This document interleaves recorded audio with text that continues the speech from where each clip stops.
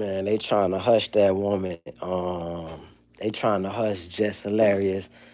You know what I'm saying? Trying to mute and silence her. You feel me? With the fake outrage and shit. It's crazy because like the Breakfast Club is very relatable. You feel me? Like it's very relatable. Like it's to me. Tom Joyner Morning Show was the top notch show, and I was legit. And these was like grown folks, like in their 40s. I guess you could say that now, yeah, pretty much. But as a kid, I always thought that was a cool show, and they had like a little segment of the show where they had like soap opera, and stuff like that. It was very entertaining. And so with the Breakfast Club, it was nice because they always had the big interviews and shit like that. That's how I started seeing them. And then I used to think Angela Lee when I first seen her, I was like, this motherfucker fine as fuck. This is before I got to see her character. Then I seen her character. I think it started with when Nicki Minaj checked her.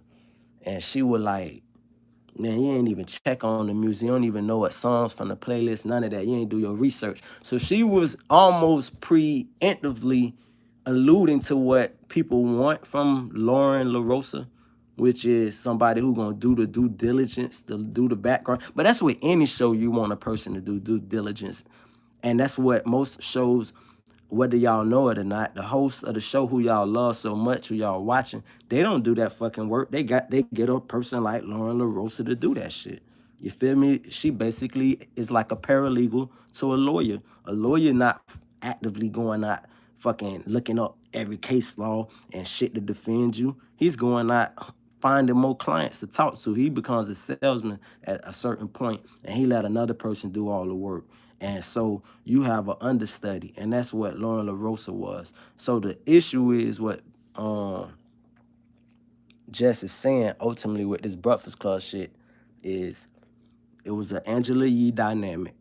Angela Yee left because she got in her feelings that Charlemagne did a real noble act, which is he interviewed Gucci and let Gucci tell his one-on-one story without Yee interfering or without the Breakfast Club banning Gucci.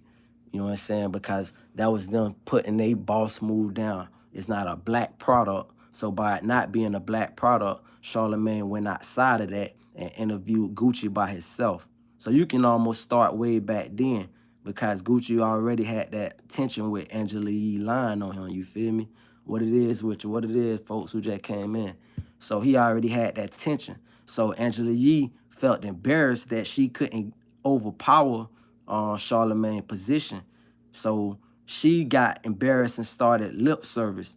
So then they was looking like, okay, we got to find somebody who already got a following. It's just like music. These days, a label trying to get you if you already got a following. The talent is irrelevant. It's do you have a following? So they see Jess doing a little laughing with a wild and not and all that other stuff. So they like, okay, let's bring her over. She got an audience. Now they trying out other folks and stuff like that. You feel me? But they ultimately said that, okay, she got an audience. She won out because if you go back and look at the old original tryouts for the Breakfast Club, what have you, you see Lauren LaRosa wasn't doing the things she was doing now. She wasn't vocal the way she vocal. She was very shy. Jess already came comfortable. She got money. Think about that. That's another aspect. This is money. Money. If you already got money, you ain't as hungry as this person who renting you in NYC with this high-ass rent and shit. You like, I ain't going back home. Fuck that. I'm determined. I'm hungry. I'm hungry. But she didn't outclass her or whatever, had a skill set to talk to the people at first. So that gave her time to go back and work on her shit. And mind you, the only reason she got time, because it's like, I said the same thing. It wouldn't be no Tom Brady or Drew Bledsoe didn't get hurt. It wouldn't be no Kurt Warner or Trent Green didn't get hurt. Sometimes, motherfucking, it be the bad timing and shit. It ain't like regular damn jobs where you get hurt and the job might hold you down for a little bit. Motherfucker come in and do a better job. The job don't have no fucking loyalty. This is how this shit goes. Job is looking for maximum performance.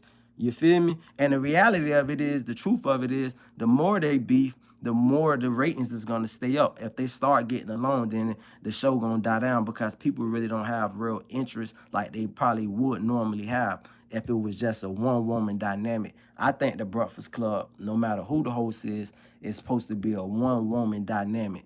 It's one woman, two men. You feel me? One woman doing the moderator. You look at any show with that setup, whether it be a sports show like First Take with Molly or whoever. Imagine they put another female up there with Molly. That shit gonna look crazy. It's two women trying to actually give a woman perspective. We don't need two different woman perspective or it's a woman show. It ain't The View. That's what The View is for.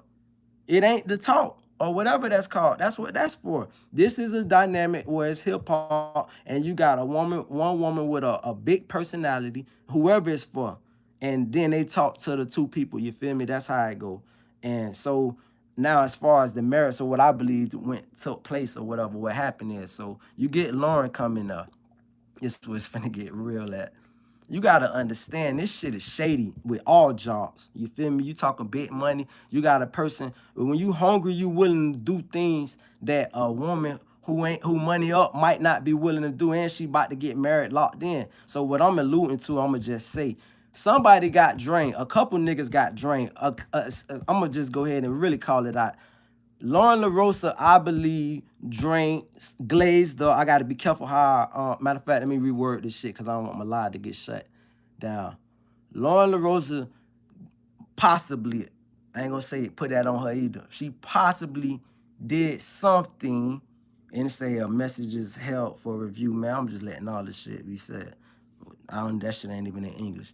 Anyway, she possibly did something to get that position held down. And because of that, you feel me? You gotta I looked up something where Lauren LaRosa looked strikingly resemblant to Charlamagne's wife. If you look ever, and most people never seen his wife. If you look at his wife, she looked like a damn split younger image of her. And you look at the hunger, how she look into these celebrity eyes. She do her research. She was almost annoying to Bill Burr. I'm going to just use that Bill Burr as a point real quick. When Bill Burr was on the show, because I watched him every day. You feel me? I pop my shit about him, but I love the show. When Bill Burr was on there, they kind of made Lauren LaRosa the butt of the jokes. If you go back and look at the tape, she was like the butt of the jokes because she knew all this shit and it was annoying to him. Like when she said safe place, he said, I didn't say safe place, you said safe place. What up with all this? And how they laughing because she's like, oh shit, like she's stepping on landmines. Everything she say, she's becoming the butt of his joke. And in the beginning, the first time he was on the show, he kind of rode Charlamagne a little bit because he was like, you shave your eyebrows and do some shit. But now he had somebody else new. So I believe even if you take a Jess out of that place, they ain't going to pick on Envy. They ain't going to pick on CTG. He pretty much the show. So who going to get picked on is always going to be that third person. You feel me? Or be the butt of the jokes in that regard. You feel me?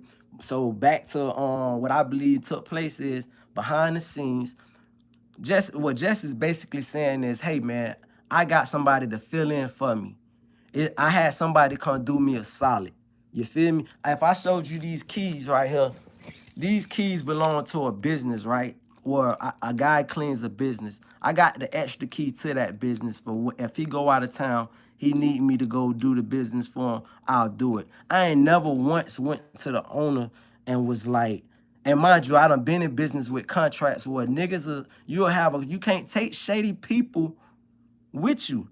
Like shady people will come double back, spin the block back. Hey man, what he say he'll do? What price? Oh, I'll do that less. And the problem, what they also say, and this is the problem where I guess us as black people struggle with sometimes is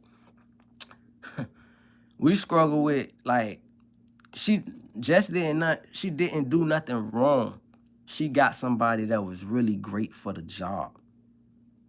She thought she was doing the right thing. She said, I don't want to give y'all no peon who I know can't replace me. Because she didn't never think she was going to get like in the position. That's where her anger and frustration come at. It's like, I could send y'all a bozo over here and do a bad job for while I'm out on maternity leave. But I'm going to send you somebody good. What she didn't bank on was two things. She didn't bank on the person who she was asking to fill in. She was banking on her to do good. She didn't bank on the fact that motherfucker like, you know what? I don't want to go. I think I want to stay. And then the other part she didn't bank on was the company was like, we think we want to keep her. But what I do appreciate what Envy said is, which I might be wrong in that last part of the company not having her back, because Envy said, man, that was so gutter. That was like one of the rawest moments in TV history. Just it reminded me of a movie. Envy said right to Jess' face, he say, man, listen, if you would came to me, he said you came to me. He said when you came to me, I told you we can get rid of Lauren. He said it in front of Lauren. He ain't sugarcoat the shit. The nigga said it in front of her. You feel me? Like, what's more authentic than that? What kind of, you want to work with people like that? You want to work with people that let you know how. He didn't hide it. He said in front of Lauren to Jess. So Jess, that's when she kind of broke down. Like, that's when you know a motherfucker being genuine. Hey, look, you want to edit shit out? Let's air it out. We was gonna fire you. You feel me? To make her comfortable. That's real nigga shit. I respect that. You feel me? She should have took that fucking deal. Cause then that kind of got me only like, cause I done been, and then let me address these comment sections in the YouTube shit on that. You feel me? A lot of this shit bots. I think I'm doing good cause I ain't did a live in so long that I ain't even really was looking at none of these shits in this shit because like I know this shit just be robots and people want to troll you and you gotta gain that. But one thing I want to get clear, don't never think the comment section is not important on any platform. It wouldn't be no comment section if it wasn't important. People input is important. That's why they got comment sections. I first thought it was a bad idea. I'm old enough to remember social media when it wasn't no likes. You feel me? It wasn't no like this, like that, especially the following shit. I hated the term follow. Follow what? Nigga, follow God.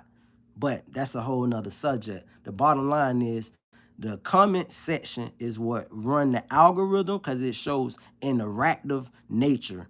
How long can you keep a person entertained for? Does the person have dialogue that they want to add to what you are contributing?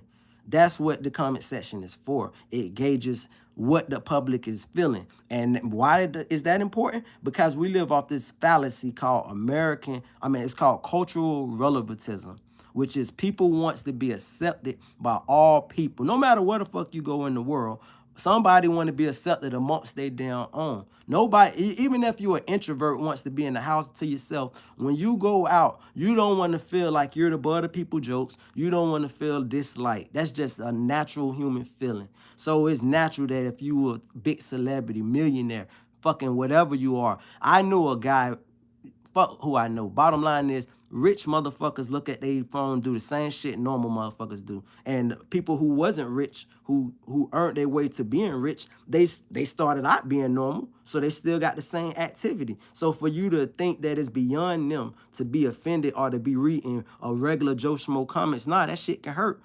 You feel me? Especially, it ain't even just one Joe Schmo. It's hundreds of thousands or tens of thousands Joe Schmoes. That's when that shit get collective and it starts to build up on the brain like, yo, you not gonna say nothing? Y'all just gonna act like y'all don't see this comment section every fucking day. I'm getting chewed up. And we know what y'all telling me to ignore it where y'all eating off these ratings. Hell nah, this shit hurt. Come on, we gotta look up at this shit. This shit is running the algorithm off me getting beat down. Hell no, I came to make jokes, not be the joke. So, that's how that shit play out. And and I just think really though they made it was bad business done. The bad business is simple. Loyalty, man. In business, you want loyalty. Loyalty means that, hey, guess what? You did a great job. You filled in for her, you did a better job, in fact. After her contract though, maybe we can find out something. But as far as fucking up the waters and all that shit now, and then how confidently she stated, I'm here, I'm here, I'm here. Well, goddamn, what's next? It's your shit. It's your show. Because one thing about this shit is a machine. When you step outside of that machine, your fucking motion ain't motion like that no more. Your shit ain't bumping like that on your own. What you mean, I'm here? You talking big confidence now. And if you can get that big of confidence in the span of 3 months, where you gonna be at in the span of 2 years? Because, like, I will say this, as much as I agree with Envy, look how he spoke of the comment section. This is how most celebrities say, fuck the motherfuckers in the comments. Fuck them losers. Everybody's fucking losers. All the paying motherfuckers who make us famous and riches. Fucking losers. Fuck their opinions. Those 9 to 5 motherfuckers who really enjoy us. But nah, fuck them for the sake of it. It's us. Why bring this shit to the radio? We talk about everybody business. Our shit ain't supposed to be on the radio. Everybody else shit. Us against them. Then they get on that motherfucker and play like they us when it's police brutality. Oh, they hurting with us. How the fuck you hurting with us if your fucking business isn't got preview over everybody else shit? No, it can't be no exception to your shit. If you us, bring it to the forefront. Bring it to the family. We the family. We support. We gonna keep the ratings up. We want to know what the fuck going. Ain't no behind the scenes. Have full transparency. That's what we ask for from the police. That's what y'all be saying we asking for. Full transparency. Let us know what the fuck going on. Let us know that it's a 3 against 1, because that's what I saw today. 3 against 1. Ain't not now, motherfucker really was like, I mean, obviously Envy kept it like as partial as he could, but even still, he's a company guy. Company. Oh yeah, I lost him too. Yeah, company guy. So, you know, company guy gonna do the company thing. Ain't nothing wrong with that. At least he, like I said, he kept it very good and said, hey, we could have fired her, but we didn't because you didn't want that. And so that's where it's at with that. That was my segment for that. That shit made me go live out there forever. I ain't been live in forever. But I had to go live to say that I feel it's disgusting how they did just only from a business perspective, not from even just the moral perspective. The moral perspective, you're gonna meet snakes in life. From a business perspective is you got a shooting guard on your team, you know what I'm saying? And or whatever, you already maxed out on your roster for that position. You feel me? And you don't go bringing another motherfucker on in my goddamn face. And like she said a great point. She said, if you was bringing her on to the show, why not have her taking time from y'all? Why bring her into my session? If it's an hour show and I get 10 minutes, why bring her in my 10 minutes? Why not give her 50 of y'all minutes? Them niggas ain't have a response for that. They washed right over that. And that was a very, very valid point because they know this bitch gonna overtalk their ass. She like me, chatty patty, whatever you want to call it. Very talkative, got a lot to say. Me and Lauren LaRosa have a fucking lot in common. She's a geek and study shit, want to know about people. She know what the fuck she want to do. And like I said earlier in this shit, I said that motherfucking Nicki Minaj got on Yee about not knowing her playlist. You feel me? But Lauren would know the playlist. She would do her fucking research and shit. But like Jess said, that ain't what this shit was about. That ain't what the people wanted. And now you motherfuckers done changed the narrative overnight on my ass. And now I'm the oddball lot. And that's what, you know what I'm saying, I had to make my live to say, hey, keep your head up, little mama. It is what it is. You gotta understand, I guess this shit teaching me a lesson, which is if I ever need anybody to fill in for me, I'm finding me the sorriest nigga I can find. That's the message I want to make this whole thing about. If I done been on this bitch for 17 minutes and 50 seconds, I want to make this shit to say that if you have a job, a company, or whatever you doing that gets you your money, if you ever need somebody to fill in for you, don't find nobody of equal or better talent. Get you a lesser motherfucker because shit can only go bad. You might be thinking you doing the company good or doing the client good, but you doing yourself a disservice. Don't never show the left hand what the right hand fucking doing. And that's what basically happened. So, y'all, with that,